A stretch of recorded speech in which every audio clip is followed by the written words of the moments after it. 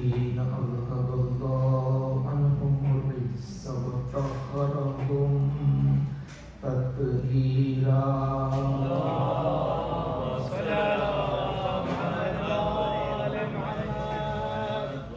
سيما على الإمام المختار قاتل المنافقين والكفار قسيم الجنة والنار صاحب الفقار مصداق قول النبي المختار لو كان الراية غدا رجلا كفارا غير فرار الإمام النجم الثاقب علي بن أبي طالب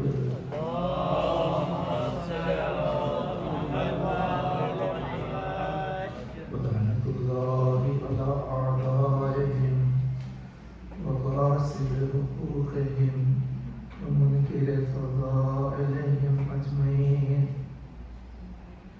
من الآن إلى قيام يوم الدين أما بعد فقد قال الله سبحانه تبارك وتعالى في محكم كتابه الكريم وهو أصدق القائلين بسم الله الرحمن الرحيم فأقم وجهك للدين حنيفا فطرة الله التي فطر الناس عليها لا تبديل لخلق الله ذلك الدين القيم ولكن أكثر الناس لا يعلمون صدق الله العلي العظيم.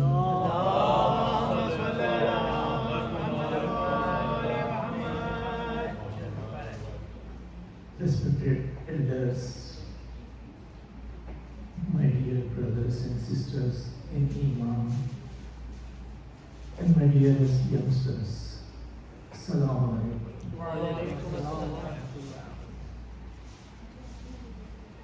May Allah accept our way of commemoration, and because of this fulfill the desires of all of us, the du'as of all of us, and give us and increase our iman, our iqan, and our faith, and particularly the love of Muhammad wa ali Muhammad alayhi salam.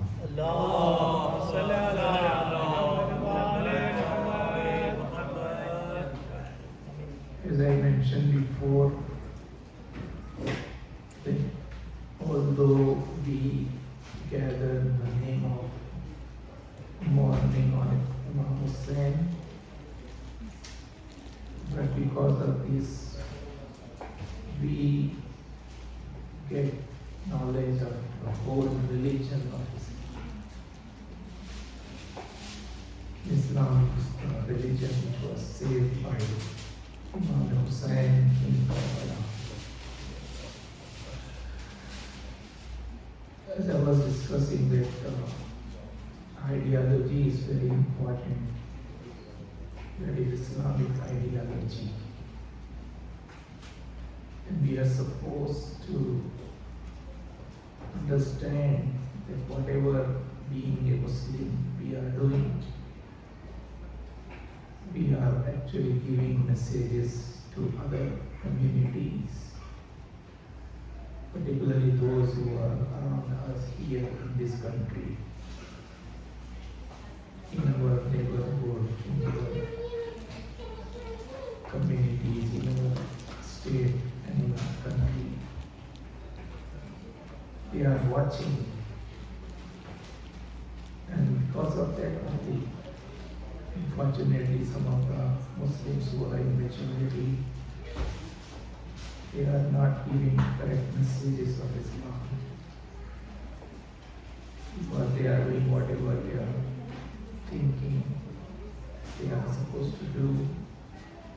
But after claiming that they are the followers of Islam, they are the followers of Quran, so the other people are thinking that whatever they are doing, this is the teaching of Islam and Quran. That's why they don't like Quran, they don't like Islam. So now being the followers of Ahlul Bayt, being the followers of Imam Hussain, it is our responsibility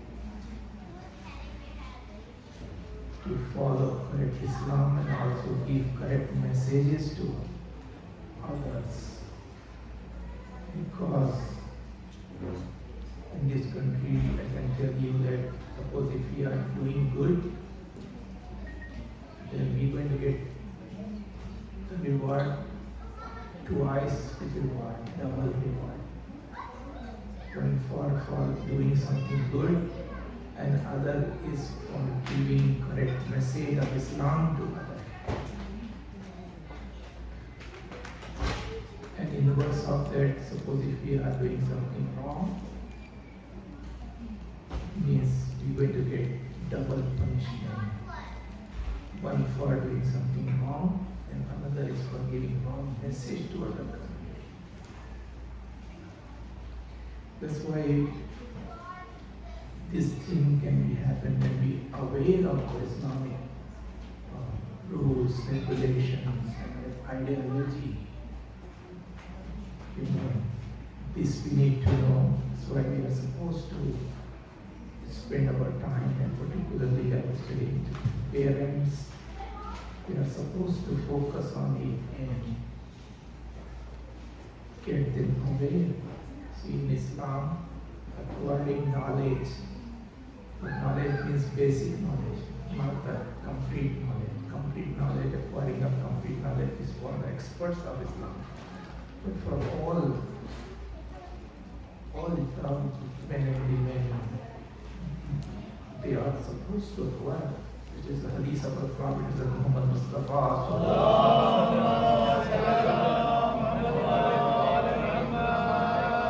He said, "Talabul ilm farizatun ala kulli muslimin wa muslimin." Acquiring knowledge is obligatory on every mu'min and mu'mina, every Muslim and Muslimah. So I was telling, we are supposed to do different programs and activities and think about it and let them know. That's why I said the best help any parent can give to the children is to make the children aware that how to please Allah subhanahu, how to obey Allah subhanahu, how to follow. We have to become role model. So I was studying, different aspects. So one of the aspects is this, that we are supposed to help our children to find good friends and also particularly good spouses. It is our responsibility to help them, not to force them, to help them to find proper match in Islam. This is also a topic, who should be the match in Islam and what are the qualities. Unfortunately, I have to just discuss a few minutes. That's why I can go in detail, but it is important. So in finding the match, we look for different things, right? The main thing is in Islam, marriage has different aspects. Like in other communities here, people around us, they just focus on only one aspect, and that is sexual satisfaction. So they just look for that kind of purpose, and they find. But in Islam, there are three purposes. course, that purpose is also there in Islam. But there are two more purposes. The second purpose is to find a match who can help you, means your children, to fulfill their goal of life. And I was telling everybody must have a goal of life. And if you ask Islam also says goal of life is to please Allah subhanahu wa ta'ala. مَا خَلَقْتُ الْجِنَّ وَالْإِنسَ إِلَّا لِيَعْبُدُونِ. So that's the goal. When you are finding any match, you must know that the boy or the girl, they are going to help your child to fulfill the goal of their life. There are so many families, the boys were so nice and they were following all the rules of Islam before marriage, but they got married with a woman who was not religious, so afterwards he left everything. The same thing, there are so many girls who they were even practicing Namaz Shab and all those things, but they married with somebody because of this, like they just know. So what is so second goal is to find somebody who is find an assistant to fulfill the goal of the life. This is why when Imam Ali got married with Bibi Fatima sallallahu alaihi wasallam,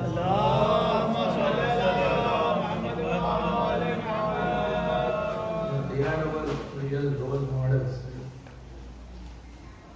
So, like some people said, oh, I don't want to marry. Some people have decided I don't want to marry. So there was a woman approached to a 50 Imam and said, oh, I decided not to marry. Imam said, why?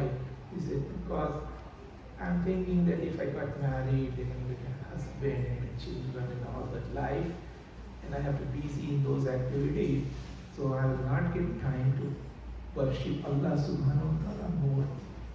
And more time I'm not going to get. That's why I decided this. So look here, Imam's words are so important.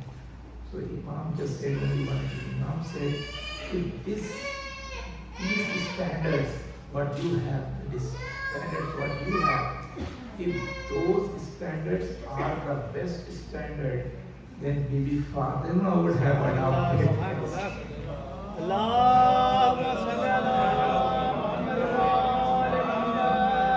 She married, she had 5 children. See the role model, when you have that, everything will be solved. But it is in the riwayah and the marriage happened and the very next day, very important that day, after the second day, the next day after marriage. So Rasulullah approached to Imam Ali first and asked, how did you find Fatima? This was a very sensitive question. Imam Ali said, Ni'mal aun ala ta'atillah. I found the best helper and assistant in doing the ita'at of Allah subhanahu wa ta'ala, obedience of Allah. Same thing when he asked Bibi Fatima, she said the same thing. As I said, goal of life is very important. You need to make sure. That's why those who are ignoring what will happen, they are getting married because of the handsome and tall and this and that. But after a few days, after a while, then their beliefs are colliding with each other. Purpose of life. Then after marriage, they divorce. So that's the main thing, purpose of life. And the third thing is to find somebody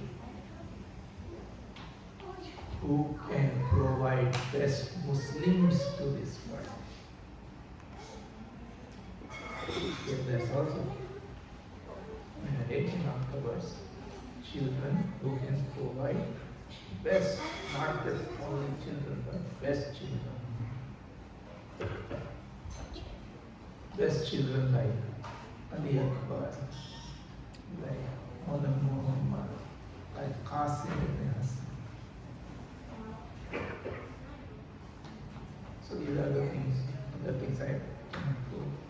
But then today we are honoring for Qasim ibn Hassan,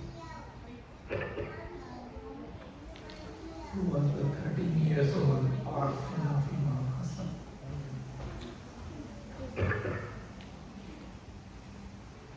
And he was martyred.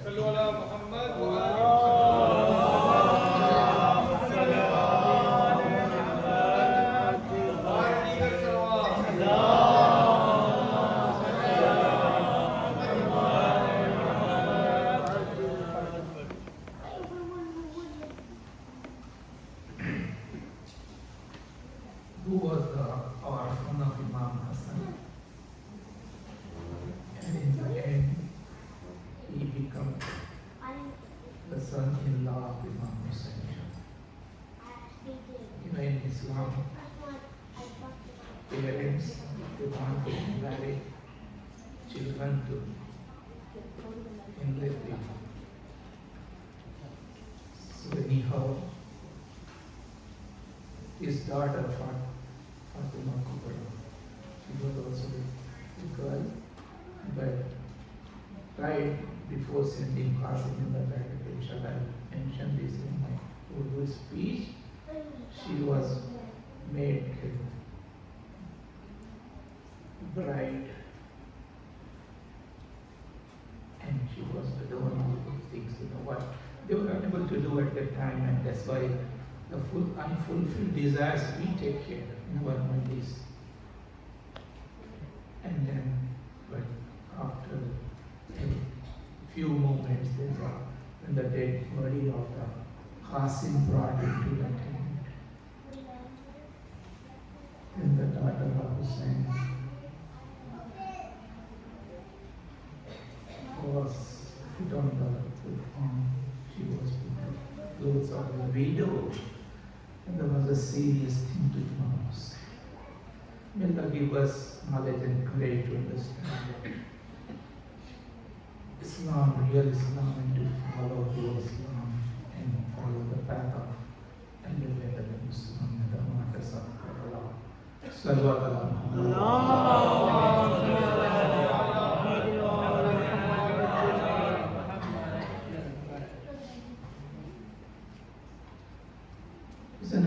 जैसा कि आपके इल्म में है कि ये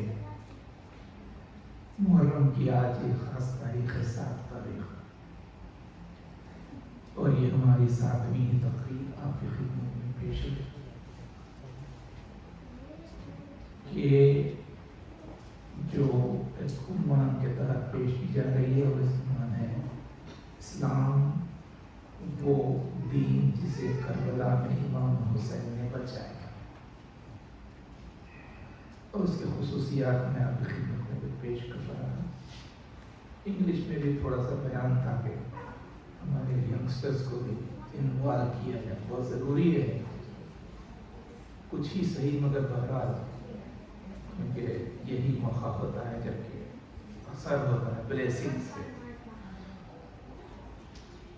तो इस सिलसिले में बस आगे बढ़ने से पहले मैं ये ज़रूर अर्ज़ कर दूँ कि अब ऐसी चीज़ें जहाँ पर हो रही हैं उसकी कदर करनी चाहिए और आपस में एक दूसरे की मदद करनी चाहिए, बॉन्ड बहुत मजबूत हो और आसानी से ये ऐसे प्रोग्राम कर सके, मजालिस कर सके जिसमें सबका ख्याल हो सके।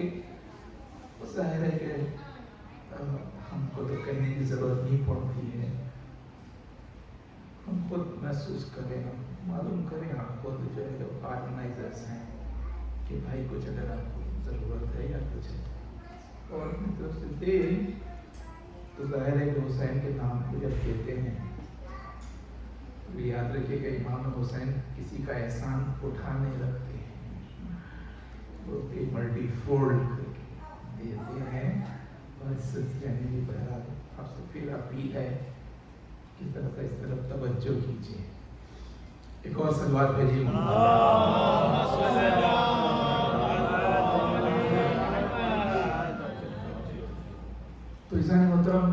میں نے عرض کیا کہ اب جو مسئلہ ہے وہ یہ کہ کربلا کا جو واقعہ ہے کہ رسول اللہ کے گھر کو جاڑ دیا جی، اور کس نے؟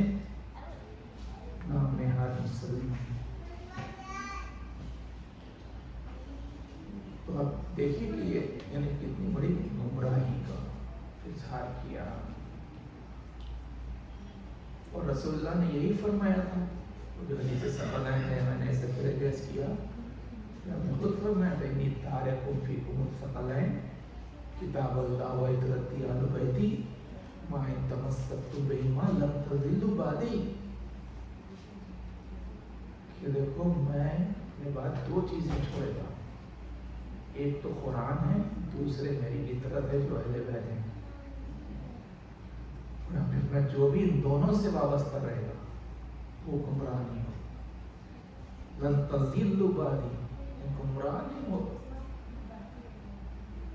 اور یہ آپس میں ایک دوسرے سے جدا نہیں ہونے یہاں تک کہ میرے پاس کوثر پر پہنچے، تو آپ نے خود فرمایا گمراہ نہیں ہوگا اگر یہ دونوں سے وابستہ رہا، مطلب ہے کہ جو بھی ان دونوں سے وابستہ نہیں رہا وہ یقیناً گمراہ ہو، دونوں سے کہا ہے ایک سے نہیں، مطلب کہ دونوں سے یا دو میں سے ایک سے بھی اگر وابستہ کوئی نہیں ہے تو ظاہر ہے کہ وہ گمراہ ہو کے رہے گا، اور یہی وجہ ہے جو گمراہ ہو گئے ہیں جی، اور وہ سلسلہ چلا ہے آج تک بھی ہے ہمارا۔ تو اب جو گمراہی میں جو کام ہو رہا ہے جی، جس کو دیکھ کے میں نے کل بھی عرض کیا کہ اہل عقل ہنس رہے ہیں یا پھر یہ کہ کھینچ نہیں رہے ہیں مذہب کی طرف سے بھاگ رہے ہیں، اس کا سبب اثر یہی ہے، یعنی وہاں پہ آپ نے کہا قرآن، اور قرآن کو تو مکمل نہیں لیا اور اہل بیت کو مکمل چھوڑ دیا، یعنی اب اس سے جو ہوا ہے جو گمراہی ہوئی ہے ہم طرف وہ جو نقائص آئے ہیں وہ یہ ہے کہ یہاں پر آپ دیکھیں کہ جو اب نتیجے میں اسٹینڈرڈز بدل گئے، نتیجے میں سب چیزیں اب اس کے بعد بجائے اہل بیت سے لینے کے دوسروں سے لینا شروع کر دیا، لیتے ہیں دوسروں سے، ایسا نہیں کسی سے نہیں، اہل بیت سے نہیں لیں گے، اور رسول اللہ ادھر سے کہہ رہے ہیں گمراہ ہو کے رہیں گے، اور وہی ہے ہو گئے جی۔ اور وہ کیا ہوا کہ آپ جانتے ہیں کہ میں بشارت سے بھی کام لیتا ہوں، ہمارے یہاں کے شاعر واشنگٹن کے تھے، شاعر انتقال کر گئے، زبردستی میں وہ کوکب افندی صاحب کے داماد تھے، اچھا سنا میرے ذہن سے نکل رہا ہے، باخر صدیق اللہ نے دو چار تعلیم کرے، بہت زبردست، میں خود ڈائریکٹ سن چکا ہوں۔ تو ایک مخاصدہ تھا ہمارے نیو جرسی میں امام حسین کے تعلق سے، اور اس کا تحریر مخاصدہ تھا، اس کا تنہائی تھی کہ ذروں کو جس نے دید کے قابل بنا دیا، امام حسین کے ذروں کو جس نے دید کے قابل بنا دیا، اس پہ بہت سے اشعار سکتے ہیں، انہوں نے بھی کہے ذروں کو جس نے دید کے قابل بنا دیا، تو کہتے ہیں کہ اب یہ جو دوسرے ہیں نا یعنی اہل بیت کو چھوڑ کے، تو کہتے ہیں لیں گے علوم آل محمد کے غیر سے، لیں گے علوم آل محمد کے غیر سے، اس ضد نے پوری قوم کو جاہل بنا دیا، لیں گے علوم آل محمد کے غیر سے، اس ضد نے، اس ضد نے پوری قوم کو جاہل، تو اب نتیجے میں جو مسئلہ ہے وہ یہی ہے، ان سے وابستہ رہنا ہے، ان سے لینا ہے، ساری چیزیں ہیں، چاہے دوسرے ہوں یا ہم کو، میں نے کہا جو آیت میں پڑھو اس میں بولا کہ اکثر الناس لا یعلمون، بہت سے لوگ انسان ہیں جو جان ہی نہیں رہے اسلام کو، وہ اس لیے کہ اصل ریسورسز سے دور ہو گئے ہیں۔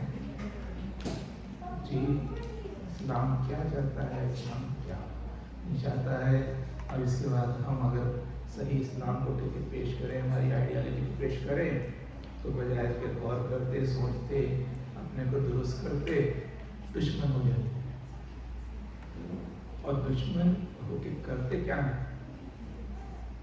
اگر مثلا ان کو اگر ختم کرنا ہے، شیعوں کو مثلا، تو ان کو بس یہ کرنا چاہیے ہماری جو آئیڈیالوجی ہے اس کا جواب پیش کر دیں۔ ہماری آئیڈیالوجی کا اگر جواب پیش کیا تو خود بخود مسئلہ ختم ہو جائے گا، لیکن نہیں۔ اور وہی اختیار کریں طریقہ جو مشرکین نے رسول اللہ کے ساتھ اختیار کیا۔ جب اسلام آیا ابتدا میں تو قرآن کو پیش کر کے قرآن نے چیلنج کر دیا کہ اگر تم سمجھتے ہیں کہ یہ غلط ہے تو اس کا جواب پیش کرو۔ اور پوری قرآن کا نہیں، اس میں سے ایک سورہ 114 سوروں میں سے ایک سورے کا بھی اگر جواب پیش کرو، سورہ کوثر پہ جیسے 3 آیتوں کا سورہ، لیکن نہیں پیش کر سکے اور عاجز ہو گئے۔ تو بجائے جواب پیش کرنے کے انہوں نے کیا کیا؟ جنگیں وارد کر دی، لڑائیاں شروع کر دی۔ تو جنگیں وارد کر کے، جنگوں کو وارد کر کے اور لڑائیاں کر کے انہوں نے اس بات کا ثبوت کیا کہ ہم لڑ تو سکتے ہیں لیکن جواب نہیں پیش کر سکتے۔ بہت مانا ہے۔ اب ہمارے ساتھ بھی یہی سی کمزوری بھی ہے، ہم بھی کہتے ہیں آپ اس کا جواب پیش کریے، تو یہ نہیں کو ختم کرے۔ یہ جب ختم کر رہے ہیں تو ختم کر کے یہی ظاہر کر رہے ہیں کہ ہم ختم تو کر سکتے ہیں لیکن تمہارا جواب نہیں پیش کر سکتے۔ عاجز ہیں جی، عاجز ہیں، یہ جواب نہیں پیش کر سکتے۔ تو حضور اس لیے کہیں پر کوئی اگر قتل کیا جاتا ہے نا تو افسوس تو ہوتا ہے، لیکن ہم کہتے ہیں اللہ کا شکر ہے کہ ایک اور ثبوت ملا کہ ہماری آئیڈیالوجی کا جواب نہیں پیش کیا کیا جاتا۔ جی تو ظاہر ہے کہ یہ دیکھ کے اس میں زندگی بسر کرنا ہے۔ جی یہ نہیں کہ ان کے ڈرانے کی وجہ سے ہم چھوڑ کے چلے جائیں، علی والے ہیں ہم، جی ہم کرار کے ماننے والے کسی فرار کے ماننے والے نہیں، مگر لگا ہونا ہے یہ ہے۔ اور اس میں اصل اتحاد ہے، وہ ہونا ہے کہ اس کی وجہ سے ہم مقابلہ کر سکتے ہیں دوسروں کا۔ تو وہ میں نے کہا نا یہ لاکھ کہیں ڈرائیں کریں مارے کچھ بھی کریں لیکن ڈرنے والے نہیں۔ اس لیے کسی مولائی شاعر نے کہا کہ جو اہل دہر ہم سے جنگ پر تیار بیٹھے ہیں، جو اہل دہر ہم سے جنگ پر تیار بیٹھے ہیں، لفظ میں جو اہل دہر ہم سے جنگ پر تیار بیٹھے ہیں تو ہم بھی نام حیدر کے لیے تلوار بیٹھے ہیں، تو ہم بھی نام حیدر کے لیے تلوار بیٹھے ہیں۔ اور یہ ملاحظہ فرمائیے، یہ ہونا چاہیے کہ وہیں ہم بیٹھ جاتے ہیں، قدم آگے نہیں بڑھتے، وہیں ہم بیٹھ جاتے ہیں، قدم آگے نہیں بڑھتے، جہاں دیکھا غلامان نے علی 2-4 بیٹھے۔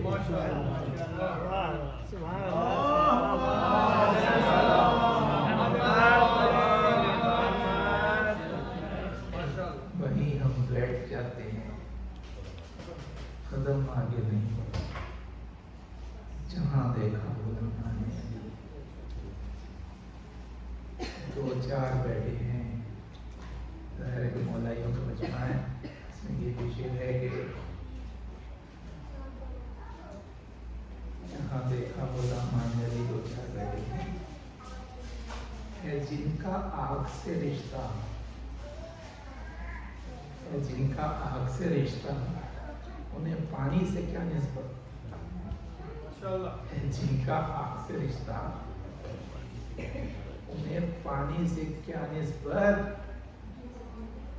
مقصر جامع کوثر کے لیے بیکار بیٹھے.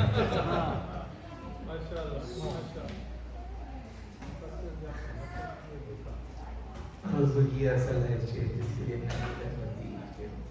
قاسم کا ذکر بھی امام حسن کا بھی. تو وہ بیکار بیٹھے ہیں. یہ آپ شیخ اندازہ فرمائیں انسان معلوم ہمارے پاس بھی بہت پریشان ہے کہ در جنت در شہزادی کونین ہے اختر. در جنت در شہزاد در جنت در شہزادی کونین ہے اختر. یہ وہ در ہے جہاں جنت کے دو سردار بیٹھے ہیں.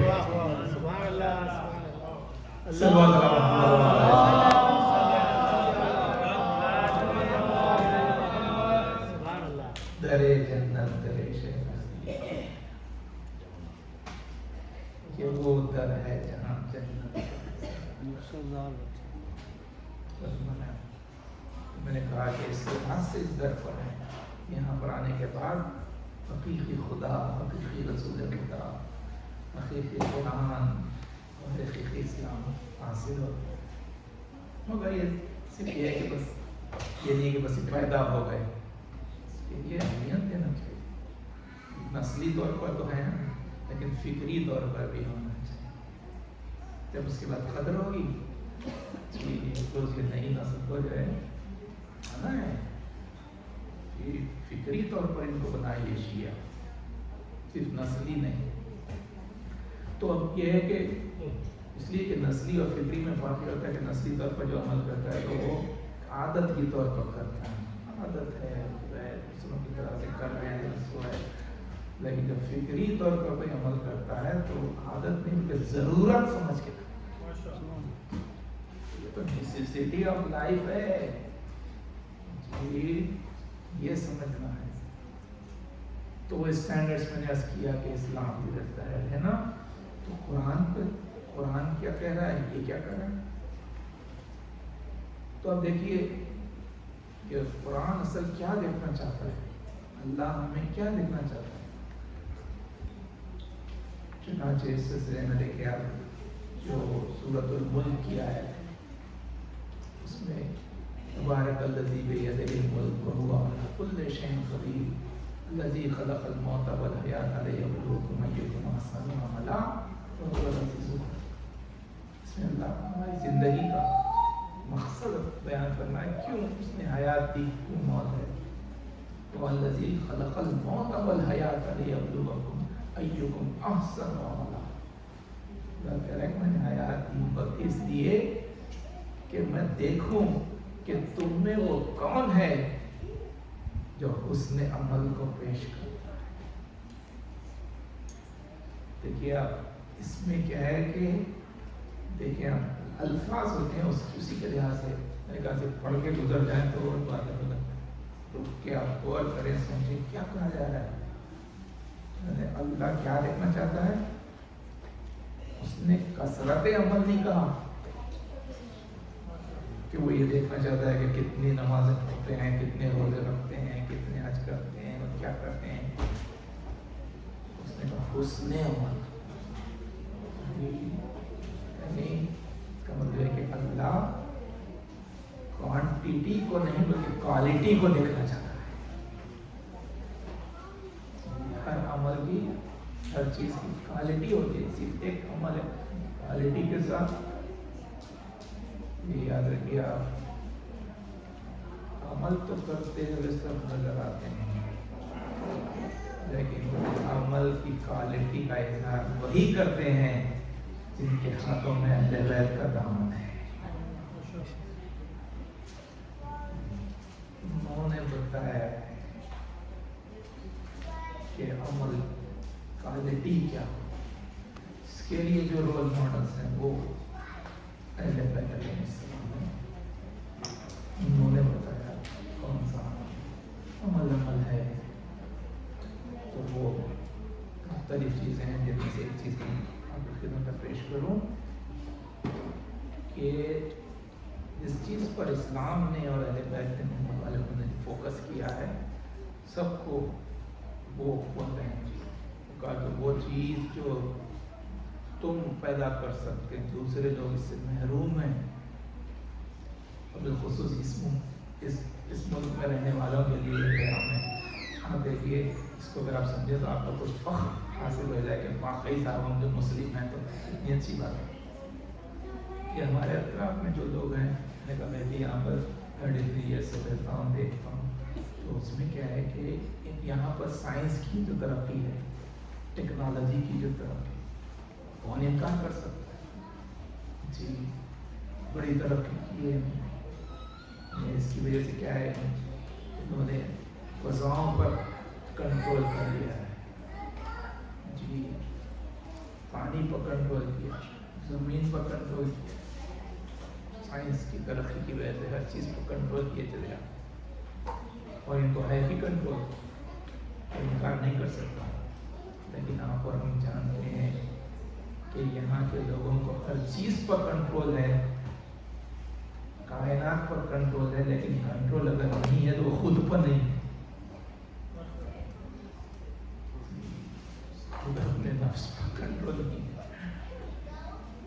جی وہ کھاتے ہیں جو نہیں کھانا چاہیے، وہ پیتے ہیں جو نہیں پینا چاہیے، وہ کرتے ہیں جو نہیں کرنا چاہیے، لکھتے ہر جگہ، پڑھتے یعنی، اور یہ ایسا نہیں ہے کہ صرف مثلاً جاہل لوگ، پڑھے لکھے پروفیسر، سائنٹسٹ، ڈاکٹر کے سب ان پر کنٹرول نہیں ہے، اور سب آپ جانتے ہیں سب پہ کنٹرول ہے، یہ چاہے عوام ہو چاہے پریسیڈنٹ ہو، خود پر نہیں ہے کنٹرول، سیلف کنٹرول نہیں کر رہے ہیں۔ اسی سے ثابت ہوا کہ خود پر کنٹرول، یہ سیلف کنٹرول، نفس پر قابو پانا، قابو دلانا، یہ سائنس اور ٹیکنالوجی کا کام نہیں ہے، ریلیجن کا کام ہے، یہ مذہب کا کام ہے، مذہب دلاتا ہے۔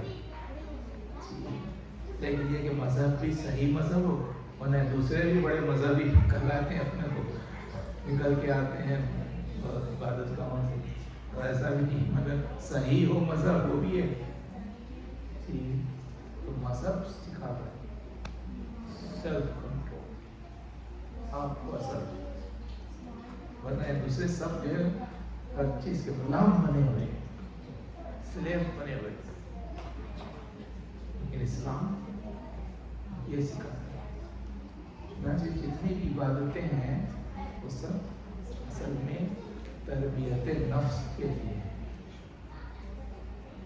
اگر سیلف کنٹرول نہیں تو دو رکعت نماز کوئی صحیح نہیں پڑے، جی نماز کے لیے پڑھیں، کنٹرول ہی نہیں ہے تو یہ حالت ہے کہ ذہن جو خرچہ ہے، جی کسی نے کہا کہ بھائی وہ واقعہ ہے کہ کسی صاحب مسلمان تھے، ان کا نوکر وہ بھی مسلمان تھا، اور انہوں نے خادم سے کہا کہ ذرا کچھ چیزیں لے کے، اور یہ لمبی سی انہوں نے بہت سی چیزیں سکھا دی، کہا یہ لاؤ، اور اس کے بعد جب وہ پلٹ کے آیا تو انہوں نے دیکھا ایک چیز مس ہو رہی تھی، تو مسلمان صاحب انہوں نے کہا اپنے خادم سے کہ ایک چیز بھول آیا، تو اس نے کہا کون سی چیز؟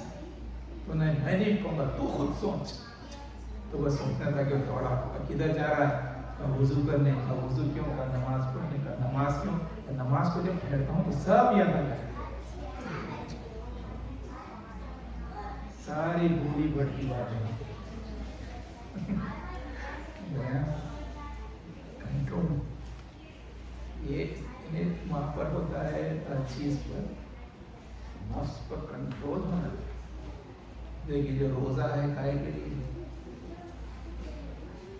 جی وہی سیلف کنٹرول، آپ جو روزہ رکھتے ہیں لوگ دوسرے سن کے پریشان ہو جاتے ہیں، 16-17 hours نو فوڈ، نو واٹر، نو ان کے پریشان ہو جاتے ہیں، لیکن آپ تو رکھتے ہیں، وہ کون سی طاقت ہے جس کو استعمال کر کے آپ روزہ رکھتے ہیں، کھانا سامنے ہے، پانی سامنے ہے، ہر چیز سامنے ہے، لیکن نہیں پی رہے ہیں، हालांकि दिल चाह रहा है आपका कि पिए, गर्मी है सब है, तो दिल तो चाह रहा है, नफ्स तो कह रहा है कि पियो, लेकिन आपने कहा नहीं, मैं तेरी नहीं सुनना, तुझको मेरी सुनना है। अल्लाह का पास होता है विल पावर, उसको कहते हैं विल पावर, सेल्फ कंट्रोल, उसका इजहार होता है जी। उसके लिहाज से तो असल में ये पैदा इसको महसूस कराने के लिए है रोज़ा।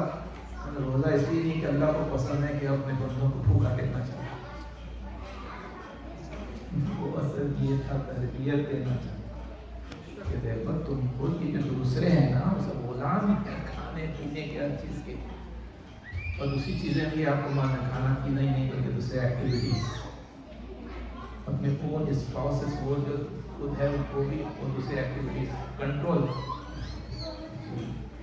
आमतौर पर हम इसके बगैर तो जिंदा ही नहीं रह सकते। खाना खाना इतनी फिक्र के खाने के लिए भागे चले जाओ, इससे लिए पहले तो भागते हैं खाना खाने के लिए, उसके बाद भागते हैं खाने के गलत असर को जाहिर करने के लिए जी। तो उसमें क्या है कि देखिए आपने क्या किया, आपने कहा नहीं हम नहीं खाएंगे। इसी तरह से दूसरी चीज़ों में, यानी गोया आप अगर चाहें विल पावर को इसको यूज करें तो आप ये कर सकते हैं जी। और वो दूसरे जो है नहीं कर सकते, यानी वो जाहिर करेंगे हम गुलाम हैं, कहते साहब इसके बजाय हम जिंदा ही नहीं रह सकते।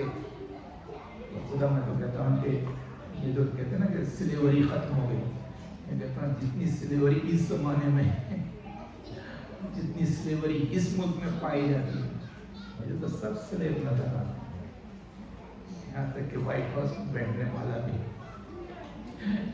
क्योंकि आप बोलेंगे वो कहाँ है स्लेवरी, यहाँ पर कहाँ है गुलामी। तो मैं कहता हूँ दूसरों के नहीं, खुद अपने नफ्स के गुलाम है।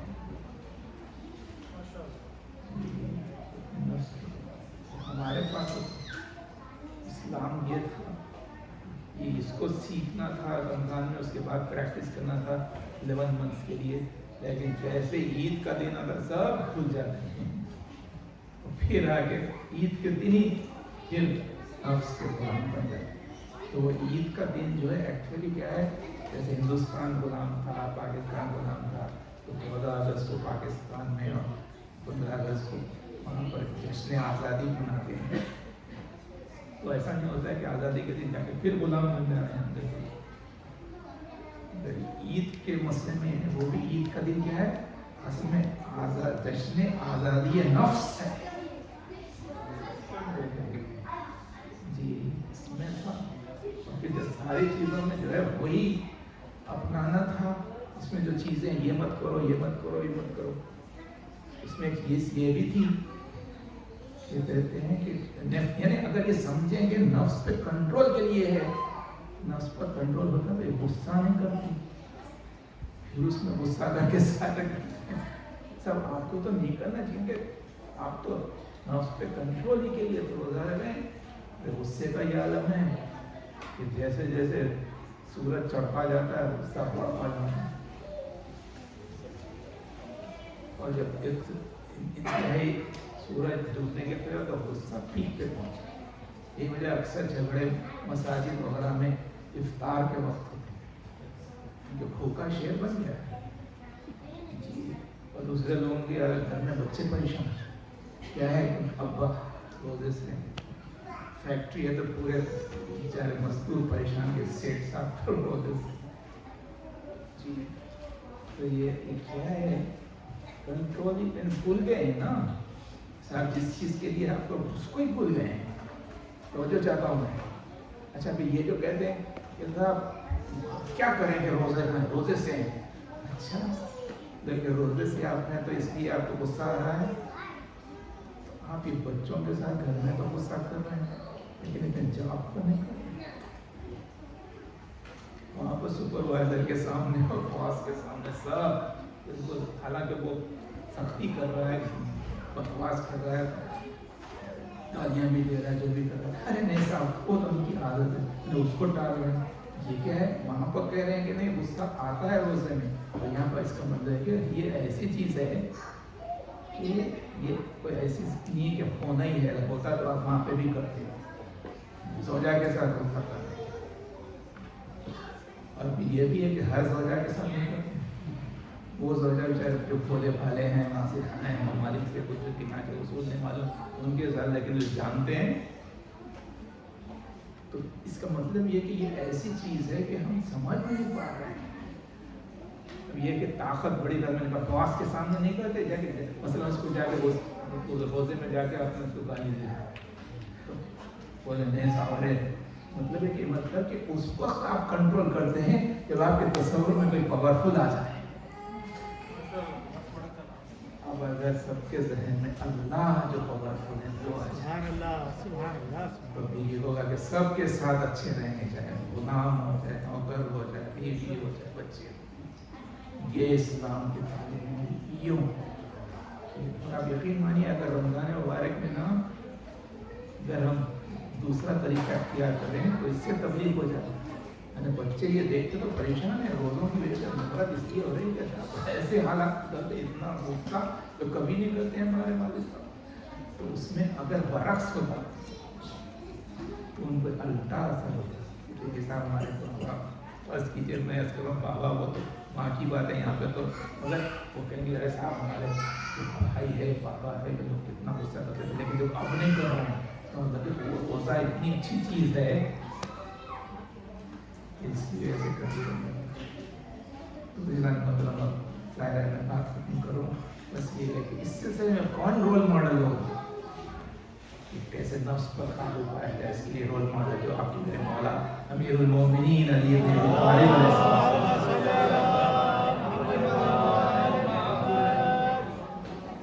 اب دیکھیے آپ خندق کا جو مالک آیا، آپ سنتے ہیں خندق کا جو مالک آیا، ایک پہلوان آیا ہے، وہ اس کے تعلق سے یہ ہے کہ بہت ہی بہادر تھا، کیا 1000 کے مقابلے میں تنہا کافی تھا۔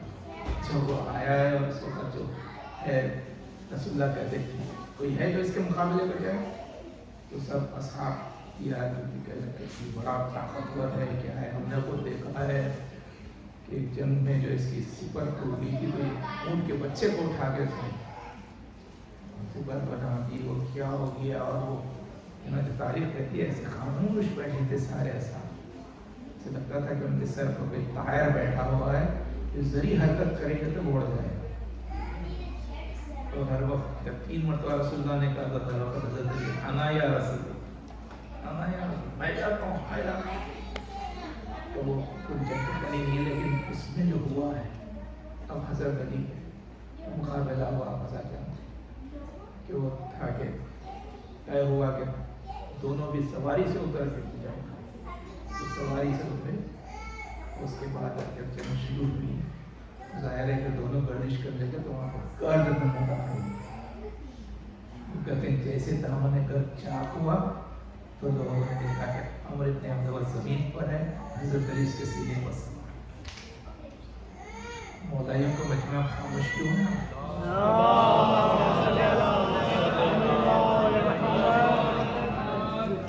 میں نے کہا مولا ہے سینے کے اوپر ہے، لیکن سب دیکھ رہے تھے۔ اس کے بعد ہوا کہ اس نے دعا پہ اپنا پھینک دیا حضرت علی کا، تو ظاہر ایک بہادر کو تو غصہ آتا ہے، تو ایسے ریسپیکٹ کر دے، تو وہ ڈرائے سینے سے اس کو قتل کرنے لگے اور ٹہلنے لگے، یہاں تک کہ پھر کچھ دیر بعد پھر وہ بھی اٹھا، پھر جنگ شروع ہوئی، پھر وہی سین ہوا، پھر گرد نمودار ہوئی، پھر اس کے بعد دیکھا تو پھر حضرت علی کے سینے پر سوار اور آپ نے دعا کر دیا اور سر لے کے پلٹ کے آئے رسول اللہ۔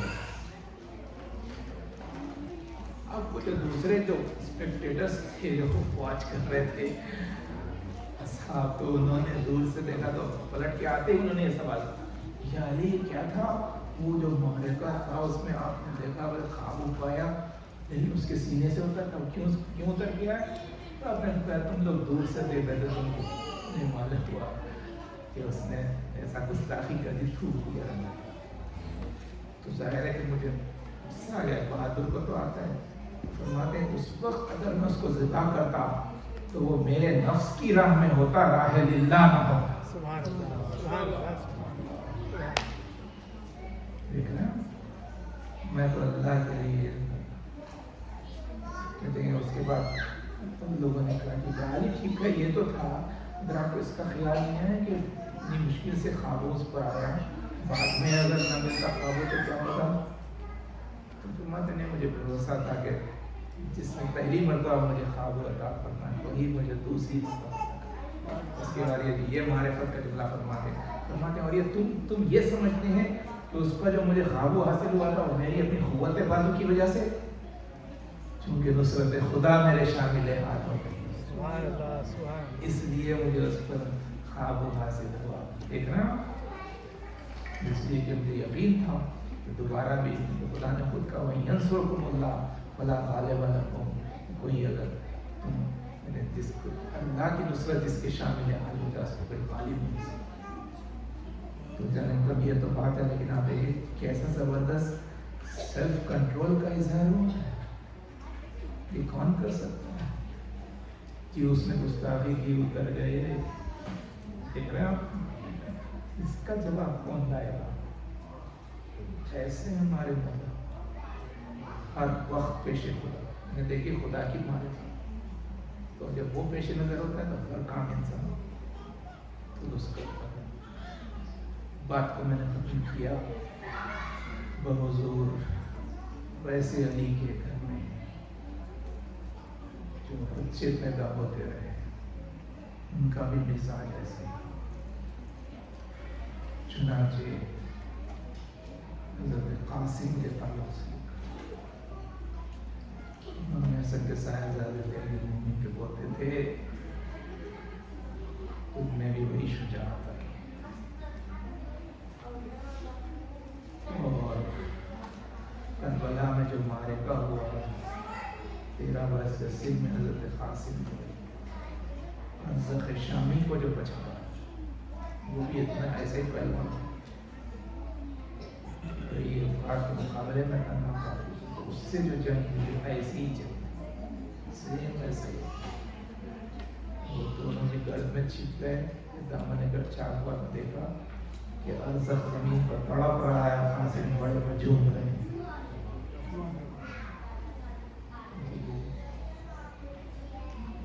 بڑی عجیب منظر خاص طور سے ہے کہ کسی نے کہا کہ ہے پیاس مگر شاہ زمن جھوم رہے ہیں. ہے پیاس مگر شاہ زمن جھوم رہے ہیں. ہم شکل نبی کہے کہ بزن جھوم رہے ہیں. عباس علی واقف فن جھوم رہے ہیں، اور قاسم ہے کہ میدان میں حسن جھوم رہے ہیں. وہ ایک کہتے ہیں کہ اس جنگ کو خالق کے ولی دیکھ رہے ہیں، پیکار علی آج علی دیکھ رہے ہیں. وہی انداز سے اس لیے لکھا ہے کہ حضرت عباس نے چونکہ انہوں نے جنگ سکھائے تھے تو فوری دوڑ کے میدان میں آئے اور قاسم کو تھوڑے سے پلنگ کیا، ایک ایک کو دکھانے لگے. تو یہ کہہ رہے تھے کہ یہ تو میرا شاگرد ہے. حضور اس کے بعد امام حسین کی خدمت میں لائے اور کہا کہ مولا آپ نے دیکھا قاسم نے کیسے تلوار چلائی. تو امام حسین نے بھی یہی کہا قاسم تم نے بابا کی تلوار یاد دلائی. تو حضور شہزادے کے تذکرے کے لیے حاضر ہیں اور ظاہر ہے کہ اس شہزادے کے تذکرے میں یہ بھی ہے کہ شہزادے کو بڑی تمنا تھی جہاد، حسرت جنگ، یعنی آرزو تھی کہ جہاد. اور اسلام میں چونکہ یہ ہے کہ جو جہاد کے لیے میدان میں جانے کے لیے تو سن کا مسئلہ ہے. کوئی اگر نابالغ ہو 15 برس سے کم ہو وہ اس کو نہیں بھی جائے میدان میں. لیکن یہ کہ شہزادہ قاسم کے تعلق سے یہ اور یہ بات ان کو بہت ہی بار بار سوچ رہے تھے، ستا رہی تھی کہ شاید میرے سن کی وجہ سے مجھے چانس نہیں ملے گا، مجھے موقع نہیں ملے گا میدان میں جا کے کیا کرنے کا۔ یہ وجہ شب عاشور جب امام حسین نے فہرست شہداء بیان کی کہ یہ شہید ہوں گے، یہ شہید ہوں گے، حبیب تم شہید ہو جائیں گے، زبیر تم شہید ہو جائیں گے، اکبر تم شہید ہو جائیں گے، عباس تم شہید ہو جائیں گے، لکھا ہے کہ ایک مقام پر امام حسین رکے تو وہیں پر 13 برس والا یتیم بچہ کھڑا ہو گیا اور ہاتھوں کو جوڑ کے اس کی چچا جان کیا فہرست شہداء تمام ہو گئی؟ کیا اس فہرست میں کچھ یتیم کا نام نہیں ہے؟ یہی سوچ رہے تھے کہ 13 برس کا یتیم ہے۔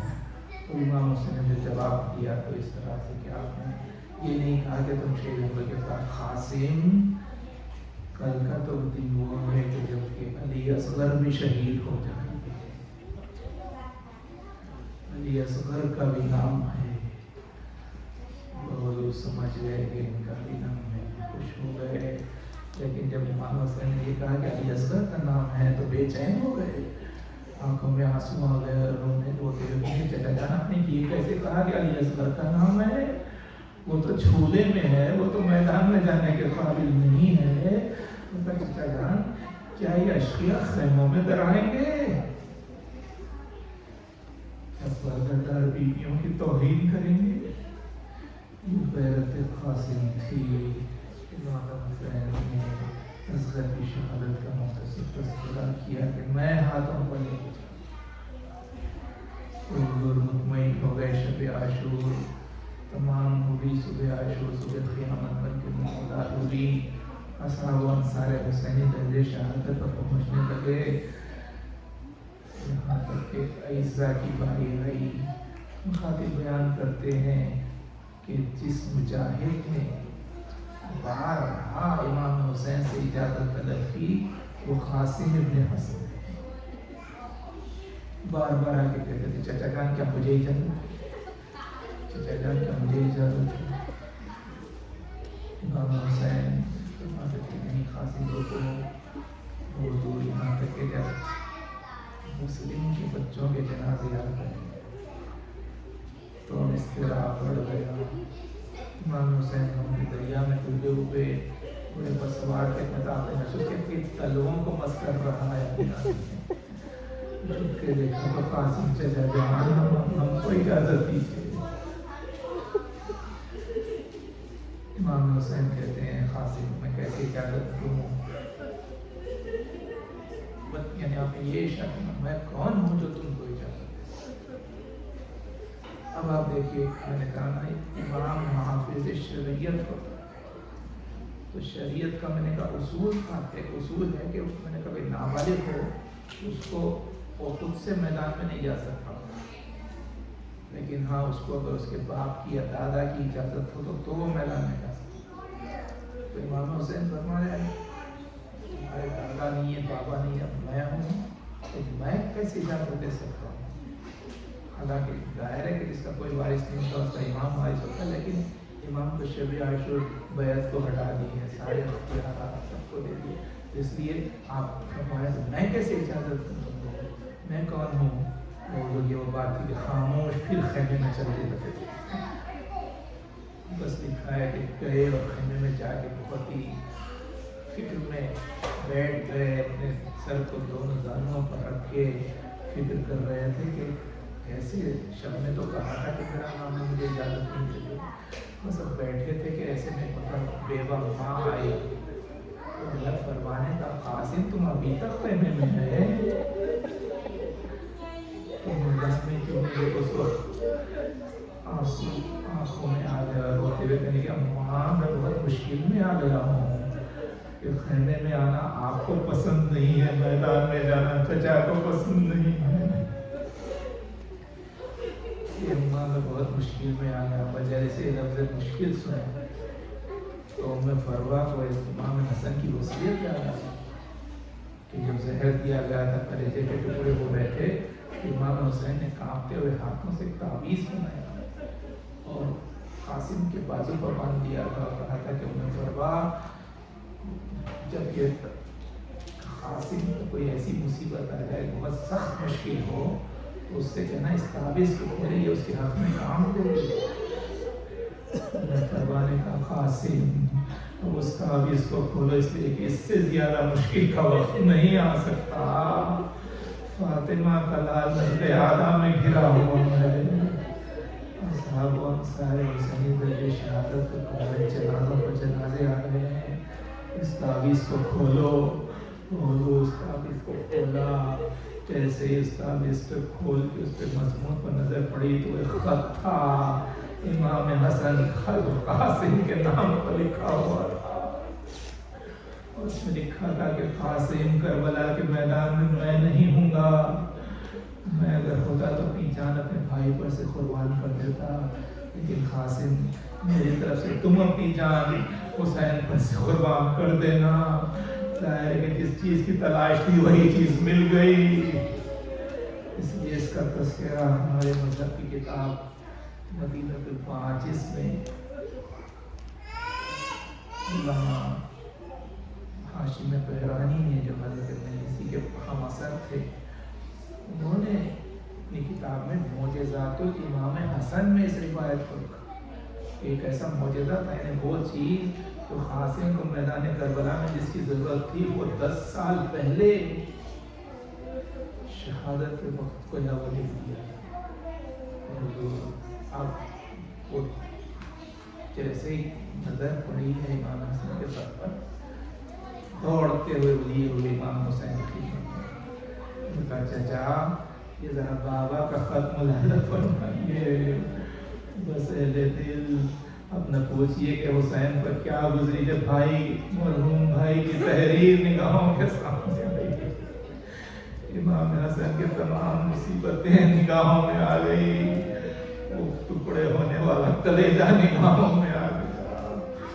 لکھا یہ کہ قاسم کو سینے سے لگائے بڑی دیر تک روتے رہے اور جب افاقہ ہوا کہ اچھا تو کہ تم کو اجازت تو دینی ہے.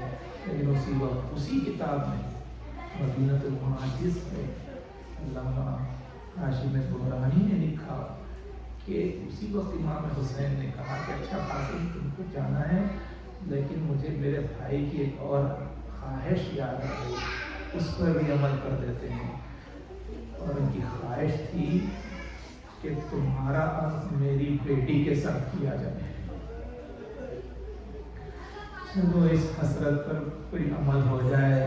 یہ کہہ کہ ہاتھ تھامے ہوئے خیمے میں لائے تو پکار کے کہا زینب ادھر آؤ, فاطمہ کبریٰ کو لاؤ, مسند بچھاؤ کہ ہم کو ایک عقد رچانا ہے, پیار رچانا ہے بحضور.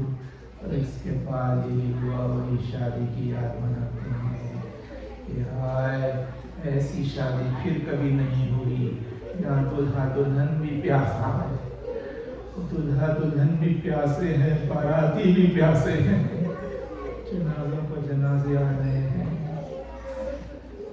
بس ہم آج اسی کی یاد مناتے ہیں. یقیناً آج بھی فاطمہ کے ساتھ فاطمہ کبریٰ بھی آئی ہوں گی.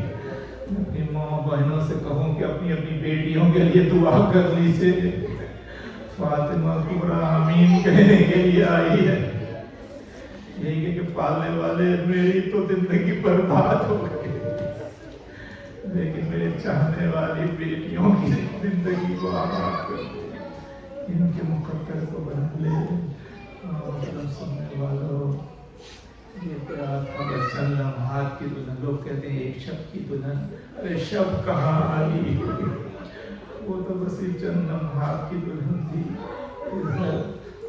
دلہن بنی سے ریعت جاری کیا گیا. اس کے بعد دلہا مسند سے اٹھا اور میدان کی طرف چلا.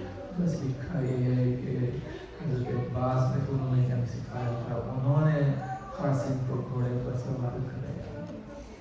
اور لکھا نے ایسے آنا کہ چونکہ اس قسم اس سین کے بچے میدان میں نہیں جاتے, یہی وجہ ہے کہ جو اسلحے ہوتے تھے وہ بھی اس قسم اس سن کے بچوں کے لیے ملتے ہی نہیں تھے.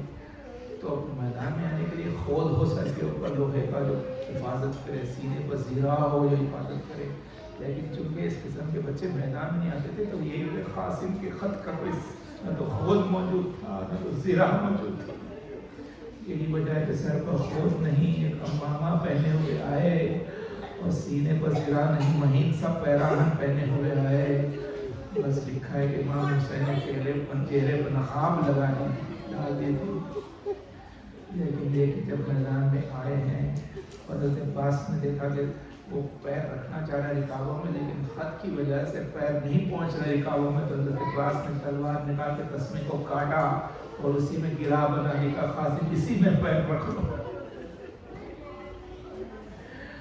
اور اس کے بعد قاسم میدان میں آئے تو روایت میں یہ ہے کہ لشکر کو دیکھنے کے لیے قاسم نے جیسے نقاب ہٹائی تو وہ حسن قاسم نمودار ہوا کہ مخاطب میں ہے کہ افسران فوج اپنے گھوڑوں پر رکابوں پر زور دے دے کے اپنے کو بلند کر رہے تھے اور قاسم کے چہرے کی زیارت کر رہے تھے.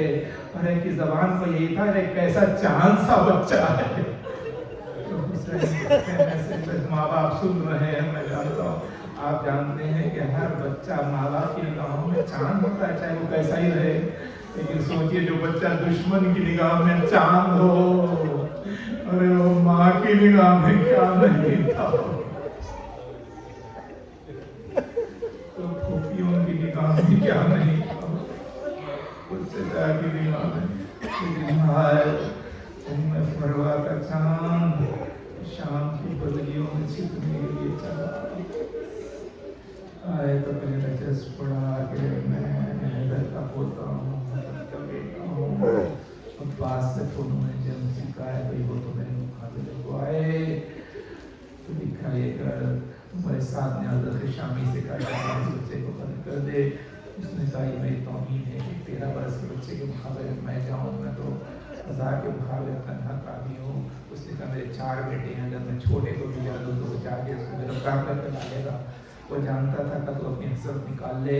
بس ایک مرتبہ لکھا ہے ایک کے بعد اس کا بیٹا آتا رہا، قاسم بڑے کو کرتے رہے. جب اس کے 4 بیٹے ڈھیر ہو گئے تو انتقام کے دریا میں ڈوبا ہوا خود قاسم کی طرف اب یہ چلنے لگا.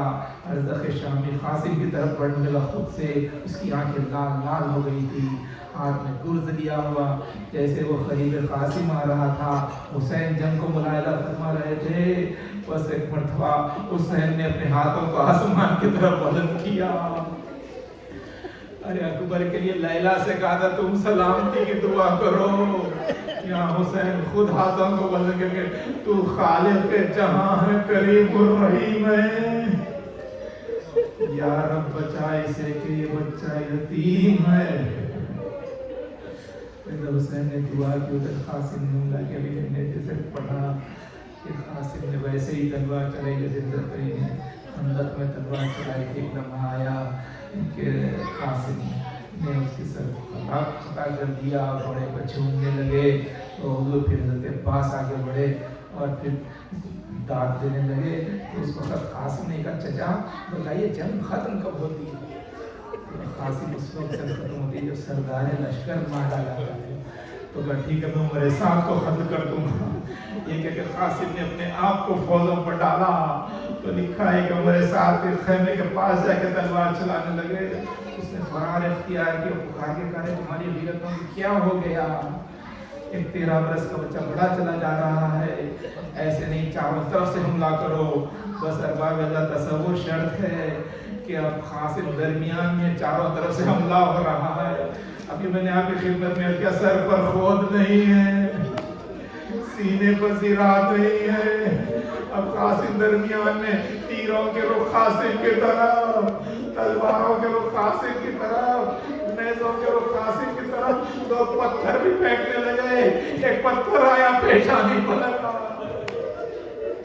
خون بہنے لگا، پہنچنے لگے کہ تاروں کی تیر پہلو پر لگی.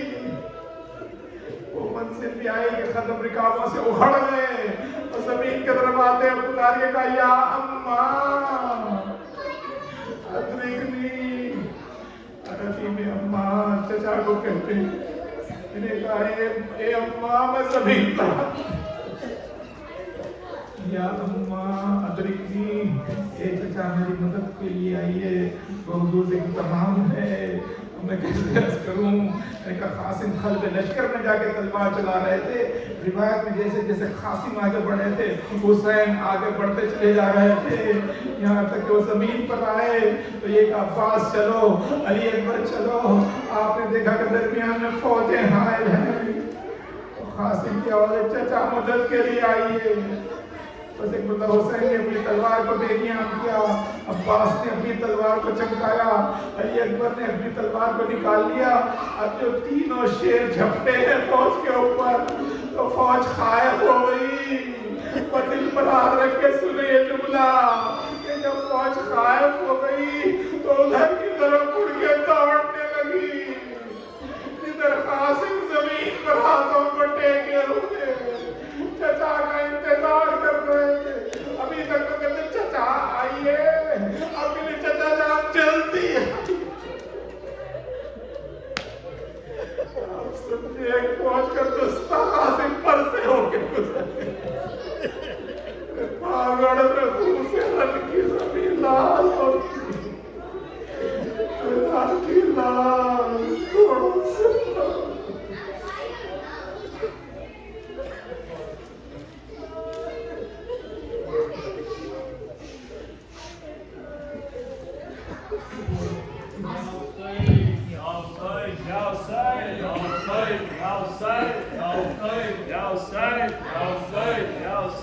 Ya Hussein,